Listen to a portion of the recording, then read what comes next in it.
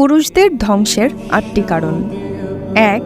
নেশায় আসক্তি, যেমন সিগারেট, মদ ইত্যাদি। তোমরা নিজেদেরকে হত্যা করো না, সূরা নিসা আয়াত 29। 2.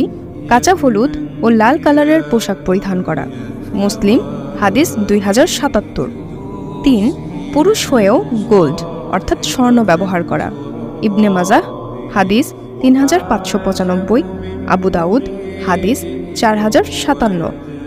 4. যেসব পুরুষ নারীদের সাজগোজ অনুকরণ করে, যেমন নাক, কান ফুটো করা, আবু দাউদ হাদিস 4097। 5. সিল্কের পোশাক পরিধান করা, নাসাই হাদিস 5144। 6.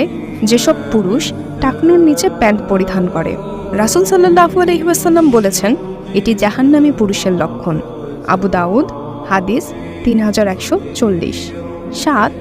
ইচ্ছাকৃতভাবে জামায়াতে সালাত আদায় না করা এবং ফরজ সালাত আদায়ে গাফলতি করা, কেননা যে ইচ্ছাকৃতভাবে সালাত ছাড়ল সে কাফেরদের কাজ করল, তিরমিজি হাদিস 2619।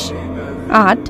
দৃষ্টি সংযত রাখতে না পারা, নিশ্চয়ই চোখ, কান ও অন্তঃকরণ এদের প্রত্যেকটির হিসাব দিতে হবে, সূরা বনী ইসরাইল আয়াত 36।